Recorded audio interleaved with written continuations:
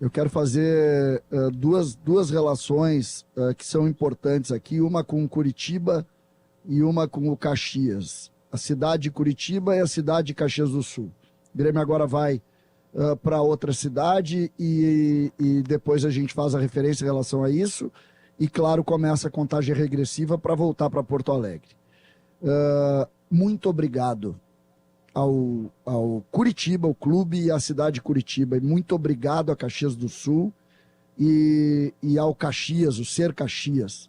Porque na hora da dificuldade do Grêmio, eles abriram as suas portas e todo gremista tem muita alegria de poder sentir essa solidariedade com o clube que mais sofreu com a enchente, que foi o Grêmio, em razão, nós sabemos, da dificuldade do nosso bairro, da falta de cuidado do poder público com o nosso bairro, com a nossa casa, e o Grêmio, então, precisou, por mais tempo, utilizar outros estádios. E quando tu vê a solidariedade dos clubes que abriram as suas portas, a gente precisa agradecer. O respeito no futebol, ele se dá também, e ele se dá sempre pelas ações. Às vezes o discurso, ele não serve para nada. O que vale é a ação. E a ação do Caxias e a ação do Curitiba nesse período, ela foi muito importante e eu tenho certeza que todo gremista vai sempre ter muita gratidão com relação ao tamanho de Caxias e Curitiba por ter entendido a necessidade do Grêmio, a dificuldade do Grêmio não ter a sua casa. Dito isso, eu já dá para incluir a Chapecoense aí, né, CCD? Também, por isso é que eu falo, o Grêmio vai agora a outra cidade e nós vamos também incluir a Chapecoense, que vai receber o Grêmio no próximo domingo, né? Vai receber o Grêmio no próximo domingo e nós também lá estaremos com o mesmo orgulho e com a mesma sensação de gratidão. Os gigantes no futebol se fazem assim. A gratidão é algo que só os grandes têm. E a gente vai sempre abraçar esses clubes que abriram as suas portas e com muita dificuldade. O gramado do Centenário está em dificuldade também por causa do Grêmio. E não foi o gramado que impediu o Caxias de abrir as portas para o Grêmio. Porque o Caxias sabe que o gramado é o de menos nessa hora. O que vale é a lição de parceria, é a lição de solidariedade, é a lição de companheirismo. Isso vai ficar marcado para o resto das nossas vidas. Nós vivemos a maior tragédia da história do Rio Grande do Sul. E alguns abraçaram as nossas causas e o Caxias abraçou. Parabéns à diretoria e aos torcedores. Eu passei a ser, depois do que aconteceu aqui, olha, eu vou olhar com muito mais carinho para o Caxias, para o Curitiba e agora para a Chapecoense também.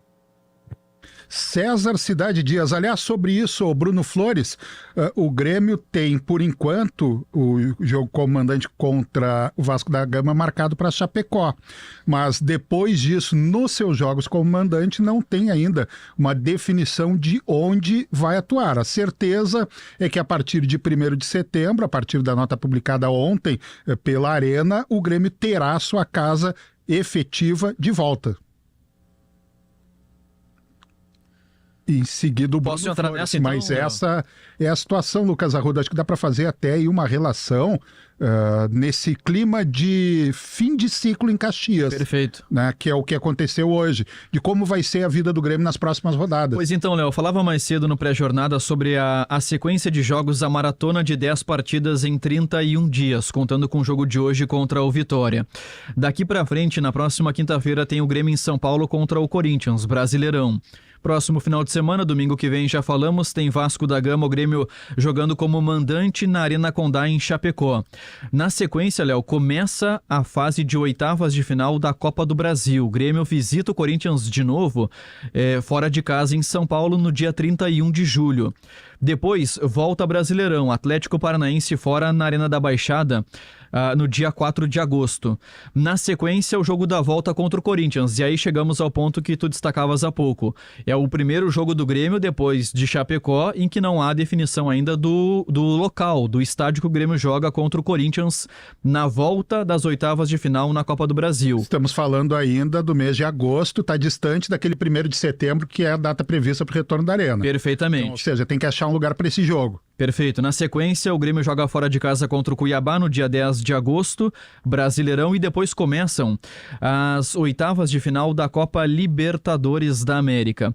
13 de agosto, Léo, é o jogo do Grêmio em casa contra o Fluminense, duelo de ida pela Libertadores. Não há definição, portanto, mas de acordo com a expectativa que a reportagem nos trouxe e a nota da Arena, esse jogo não pegaria a possibilidade de regressar a Porto Alegre. A volta a Porto Alegre teria uma possibilidade apenas no jogo seguinte, no dia 17 de agosto, pelo Brasileirão contra a equipe do Bahia. Bom, depois desse jogo, o Grêmio tem mais uma partida fora de casa pelo Campeonato Brasileiro, que é contra o Criciúma, e aí sim, no dia 1º de setembro, que está sendo trabalhada como data base, a partida contra o Atlético Mineiro. Bom, então, Lucas, por essas contas, são 3 jogos. Talvez 2, mas 2 deles importantíssimos, fundamentais, que são os jogos de mata, Copa do Brasil e Libertadores. Exatamente. Então, o Grêmio não terá arena no jogo de ida no jogo de volta contra o Corinthians, isso, pela Copa do Brasil, e no jogo de ida contra o Fluminense pela Libertadores. E talvez não tenha no jogo contra o Bahia pelo Campeonato Brasileiro. São apenas mais 3 jogos, já estou deixando fora dessa conta o jogo contra o Vasco em Chapecó, porque esse já está marcado, já está oficializado. Então, além dessa partida, serão mais 3 jogos em que o Grêmio tentará uma casa e temos que lembrar, né? O Grêmio pediu o Beira-Rio, o Inter, em função, alegando dificuldades com o gramado, não cedeu o Beira-Rio para o Grêmio nos jogos contra o Vasco da Gama e também contra o Fluminense pela Libertadores. Segundo a informação, é a partir desses jogos que o pedido teria sido feito, mas, enfim, né? O Grêmio vai seguir procurando estádios para mandar os seus jogos e analisar aquilo que seria o pior prejuízo. Aí volta, né, aquele debate, o que vale estar mais próximo da torcida, ter um gramado melhor, a facilidade da logística por esse calendário trazido pelo Lucas Arruda, e isso imagino que vá ser levado em consideração, né? O Grêmio estará jogando em algumas cidades e uma proximidade em relação a esses jogos de Brasileiro pode pesar na decisão. E é importante, Léo, que nessa sequência de jogos vai ficar muito difícil, impraticável colocar os jogos atrasados no Brasileirão dentro desta maratona. Muitos torcedores projetam 6 pontos, 4 pontos ou 3 nos duelos contra Criciúma em casa e Atlético Mineiro fora, mas nessa sequência não existem datas disponíveis para os jogos que estão em atraso do Grêmio. Diogo Oliveira, o Grêmio mais próximo de retornar à arena, mas ainda com muitos problemas a resolver nesse sentido. Muitos problemas. Para mim, essa é a grande questão do Grêmio, né? Antes de resolver o problema do centroavante, o Grêmio tem que fazer aí o seu 20 de setembro virar 1º de setembro, né? Não tem como num campeonato desses, com as SAFs enchendo de dinheiro, e os jogos ficando cada vez mais difíceis, inclusive contra adversários antes que eram plenamente batíveis, não ter o fator local. Hoje o Grêmio fez isso hoje. O Grêmio manteve o fator local, vai ter que enfrentar o Vitória lá em Salvador, depois um adversário direto contra o rebaixamento lá na Bahia. Então tinha que ganhar o jogo, fez isso. A boa notícia para o Grêmio é que o Grêmio fez um bom jogo. Tá bem, é o adversário que tem pouca qualidade, talvez o pior, inclusive, porque não tem individualmente algo para colocar. O Fluminense tem individualidades, né, que é o Lanterna, mas enfim, o Vitória coletivamente é muito ruim de fato. É verdade que tem a facilidade do adversário ruim, mas imagina se o Grêmio ganha o jogo hoje, Léo, com um acaso, com um lance de arbitragem errado, com um gol no finzinho no sufoco, e não foi isso que aconteceu. O Grêmio não sofreu em momento nenhum, inclusive no fim do jogo, quando é comum estar 1-0 e ficar se defendendo e tirando bola de cabeça, isso não aconteceu. O Grêmio terminou em cima e por isso fez 2-0. E a melhor notícia é que quando entra Arezzo, o Grêmio, no modelo que sempre teve com o Diego Costa, as coisas rapidamente melhoraram. O Arezzo entrou, jogou o quê? 20 minutos? Talvez um pouquinho mais. Ele ganha de casquinha a bola lançada pelo alto, ele tem 2 pivôs de qualidade, ele faz uma jogada de muita qualidade, dominar com o pé, girar rápido e sofrer o pênalti, ele faz 1-2 com o Gustavinho. Não estou dizendo que o Arezzo agora é o maior centroavante do universo, não é o Ala, não é isso. Estou falando do cenário do Grêmio, que é um cenário de escassez absurda. O Grêmio entrou em campo hoje com o Natan Pescador de falso 9, porque não tinha outro. E foi bem... Praticamente impressionante a mudança. Claro, o Grêmio está acostumado a jogar assim, César. O Grêmio está acostumado o Grêmio que funcionou esse ano tinha a figura do centroavante, o Arezzo devolve. Tem que jogar para mim contra o Corinthians, coloca desde o começo. Ele teve uma... E aqui eu não estou falando de primor, o lance do gol é muito bonito e tal, mas não é isso, né, Diogo? É a coisa da bola mais rifada, o time respirou melhor. Rifou uma bola, a bola bate nele, ele briga no jogo, entendeu? Antes a bola batia, Diogo voltava, batia e voltava. E aí ninguém se sustenta desse jeito, entendeu?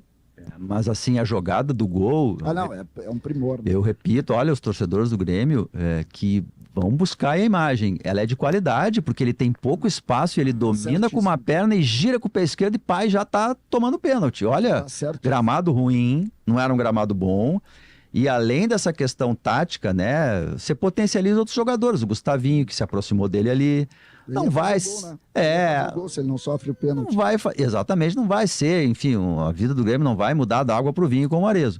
Mas o Grêmio precisava, para ter esperança de alguma coisa imediatamente, algo para pegar. E o Grêmio tem uma boa atuação contra um adversário fraco e um outro personagem, um outro nome, uma outra ideia, que é o Arezzo.